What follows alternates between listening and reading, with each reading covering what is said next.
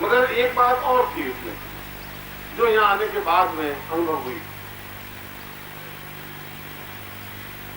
यहाँ के लोग, कल भी मैंने अपने प्रोजेक्ट में कहा था कि गुजरात के लोगों की एक खासियत है कि वे अत्यंत आध्यात्मिक मानस लिए हुए व्यक्तित्व हैं।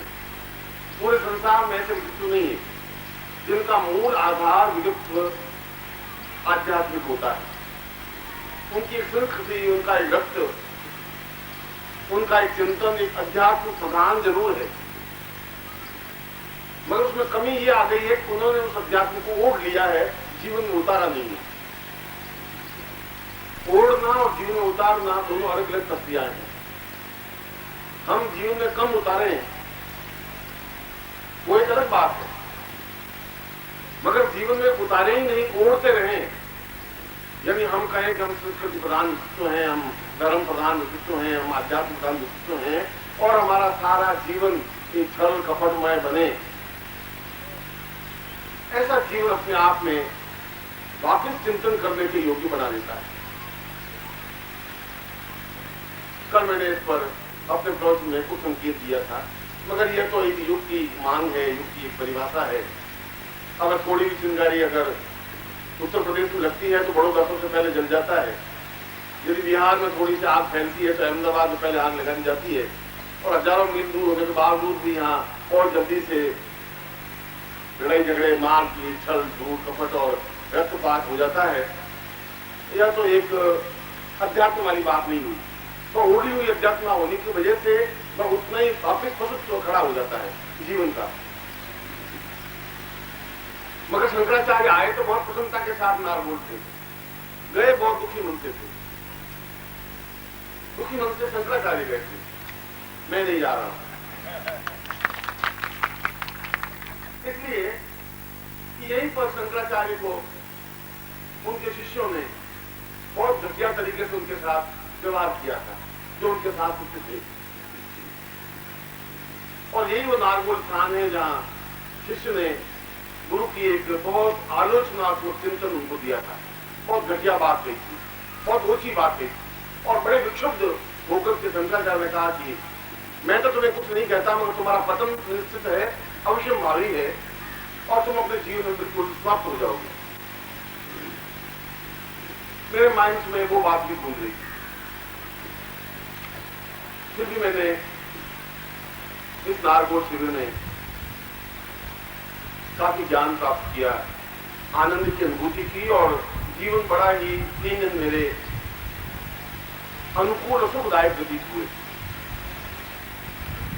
यहाँ के लोगों का बड़ा स्नेह मिला, बहुत उन्होंने भागदौड़ की। प्रवीण जोशी और उनके भाइयों ने, पूरे परिवार ने शायद इतना अधिक परिश्रम किया है, इतने अधिक कृतज्ञ हैं, इतने अधिक समर्पित हैं कि मुझे उन पर बड़ा ही प्रसन्नता का अनुभव होता है। और पिछले 4, 5, 6 वर्षों से है, उसके बावजूद भी उनके मन में किसी प्रकार की मैंने घटियापन और उनके शब्दों में किसी प्रकार का ओछापन की मुझे नहीं देखा। तुम्हारा ओछापन आज नहीं तो 2 दिन बाद मेरे कानों में तो आ ही जाएगा। और उसके बाद अगर मन में कहीं ठेस पहुंचती है तो सर्वनाश भी अपने आप हो ही जाता है, कहने की जरूरत नहीं है। मैं कहूं गुरु होकर के ये तो मर्यादा की विपरीत बात हो जाएगी। तुम मर्यादा छोड़ सकते हो, मैं तो मर्यादा नहीं छोड़ सकता। तुम्हारी आंखें गंदी और घटिया हो सकती हैं, मेरी आंखें गंदी और घटिया, ओछी और तुच्छ नहीं है। मैं अपनी जगह बिल्कुल स्थिर हूं। अगर आप हिमालय को पत्थर मारे तब हिमालय कुछ नहीं बोलेगा, और हिमालय को आप गालियां दें तब हिमालय का कुछ नहीं बिगड़ेगा। और हिमालय पर थूक भी देंगे तो थूक आपके चेहरे पर गिरेगा, हिमालय पर साल पर नहीं गिरेगा। यहाँ पे दवे साहब बहुत विद्वान और अत्यंत साधु से व्यवहार लिए हुए हैं, उनका पूरा परिवार 2 दिन 3 दिन मेरे साथ उन्होंने आतिथ्य सत्कार किया। एक भारतीय परंपरा, एक मर्यादा के अनुसार, और उन्होंने एक विशुद्ध मन से इस सारे कार्य में भाग लिया। उनके निवास स्थान पर मैंने ठहरा, और मेरे साथ और भी दूर से नजदीक से लोग आए थे, उनका भी उन्होंने ध्यान रखा। मेरा एक इच्छा ये रहती है कि यदि कोई दूर से भी या नजदीक से आते हैं, अगर आप मेरे दोस्त आए तो अब तुम्हें मुझे चिंता रहती है कि ये वापिस आए हुए, इनका थोड़ा ध्यान रखना जरूरी है, इनको कोई तकलीफ नहीं हो। अब तरफ से कोशिश यही रहती है, क्योंकि परिवार हमारे साथ एक शब्द जुड़ा हुआ है। केवल मैं गुरु ही नहीं हूँ, जीवन का एक संबंध भी होता है, गुरु की जीवन की एक आत्मीयता भी होती है। रही बात इस शिविर में ज्ञान प्राप्त करने की, और इस शिविर में मैं नए तरीके से नई विचारधारा के साथ आपके सामने बोला था। यह ऐसा सम्मेलन नहीं था कि मैं किसी दर्शन और मीमांसा पर बोलूं या किसी विशेष पद्धति पर बोलूं या किसी विशेष चिंतन पर बोलूं या ब्रह्म पर बोलूं या माया पर बोलूं या वेदवाद या देशवाद पर बोलूं। वैसा स्थान और वैसा माहौल, वैसा वातावरण नहीं था। यहाँ तो केवल आपको उद्बुद्ध और चेतना देने का एक प्रयास था। उद्बुद्ध और चेतना देने का प्रयास इसलिए कि जीवन का एक पक्ष हम स्वयं होते हैं और जीवन का एक पक्ष दूसरों को भी दिखाने की क्रिया होती है। पिछले दिनों महीने पर 2 महीने पहले नेपाल में शिविर हुआ। विशाल संख्या में शिष्य, साधक, साधिकाएं एकत्र हुए। नेपाल के प्रधानमंत्री और गृह मंत्री और उन लोगों ने उसमें पूरा 3 दिन तक भाग लिया। वहां के महाराजा ने भाग लिया, महारानी स्वयं पहली बार बाहर निकली। उन्होंने कहा कि आप हमारे अध्यात्म गुरु हैं और भविष्य में भी आप कभी नेपाल में आए तो अध्यात्म गुरु के रूप में कभी भी किसी भी क्षण कहीं पर भी आप आ सकते हैं।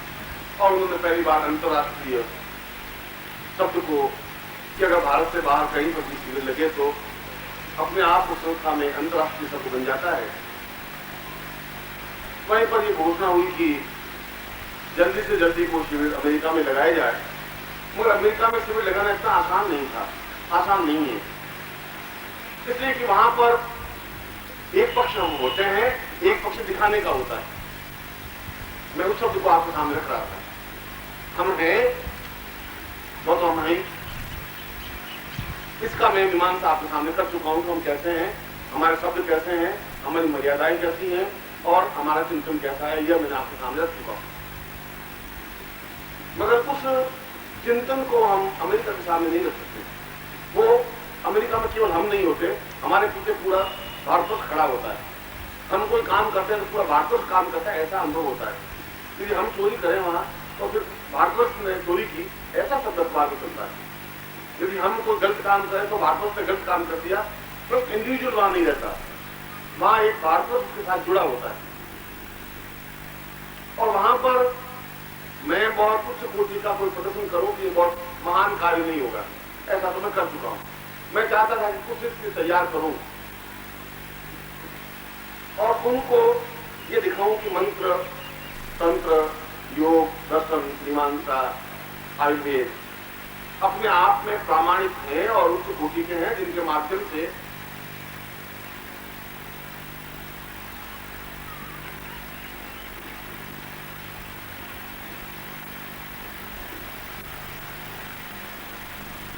हम केवल कहते ही नहीं है, करके भी दिखा देते हैं। इसलिए उन शिष्यों को, उनमें से कुछ शिष्यों का चयन करके उनको तैयार करने की भी एक मानस में व्यवस्था थी। उस पर मैंने कार्य करना प्रारंभ किया। गुजरात में आने के पीछे मकसद यह भी था कि यहाँ पर कई शिष्य बिछुड़ गए हैं, कई शिष्य मिल गए हैं।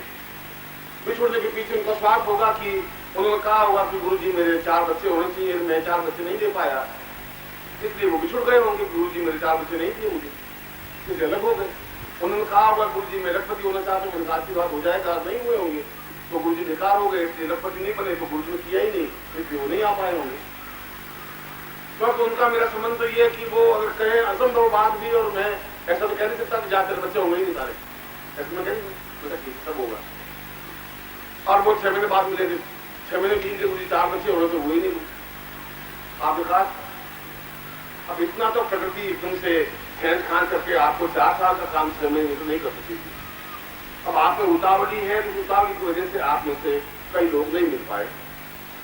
इस बात का मुझे कोई अफसोस नहीं, इस बात का किसी भी विचित्र जीवित विचित्र को अफसोस नहीं रहा, और अफसोस रहता है विचित्र नहीं बनता, वो इस बात की चिंता करता ही नहीं। अगर मैं तुम्हारे सामने इस प्रकार से सोचने लग जाऊंगा तो फिर मैं अपना कार्य नहीं कर पाऊंगा। इस प्रकार से मेरे विचार, मेरे चिंतन नहीं रहता है। साथ तो विद्युत को पहचाने की तुम्हारे पास क्षमता है ही नहीं, और शायद अब तुम समझ ही नहीं पाओगे, ऐसा मुझे लग रहा है। हो सकता है तुम कभी प्रभु सद्बुद्धि दे, तुम्हारी वाणी में कुछ मधुरता दे, तुम्हारा हृदय कुछ निर्मल बने, तो तुम सत्यनिष्ठ बन सको। शायद प्रभु ऐसा असंभव कार्य शायद कर सके। हालांकि मुझे प्रभु की इस क्षमता पर तो संदेह है कि आपको बदल सके प्रभु, ऐसा मुझे भरोसा कम है। मगर इन 3 दिनों में साधनात्मक दृष्टि से मैं दीक्षा प्रदान की और मैंने आपको समझाया कि गुरु मंत्र और मंत्र के माध्यम से हम अपने जीवन की समस्याओं को सुलझा सकते हैं। उसके लिए हम किसी का मुंह तोड़ होने की जरूरत नहीं है, किसी के सामने गिड़गिड़ाने की जरूरत नहीं है। देवताओं के सामने गिड़गिड़ाने से कुछ नहीं प्राप्त हो सकता। मैं हर बार यही कहता हूँ, आज जोड़ने से कुछ नहीं हो सकता। यदि आप में पौरुषता है, यदि आप पुरुषोत्तम में क्षमतावान है, यदि आप अडिग और अविचल खड़े हो सकते हैं, तो फिर सब कुछ आपके सामने खड़ा हो सकता है, सब कुछ हो सकता है। होना चाहिए आपका स्रोत अपने आप में सही होना चाहिए। कमजोर स्रोत अपने आप में कुछ नहीं कर पाएगा।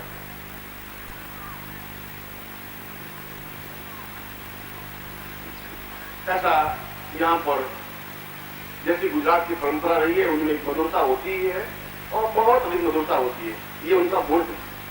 और उसी मधुरता के साथ शिष्य मिले, शिष्याएं मिली, बातचीत हुई, मैं उनसे मिला और मुझे बहुत सुखद अनुभूतियां हुई, आनंद हुआ, बहुत अच्छा लगा।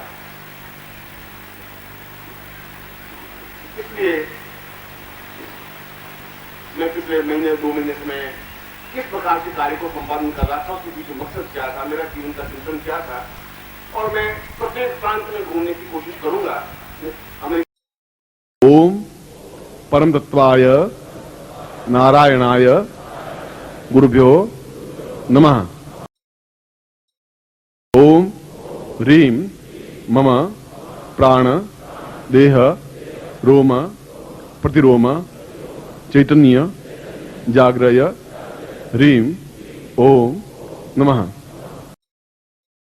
ओम भूर्भुवः स्वः तत्सवितुर्वरेण्यं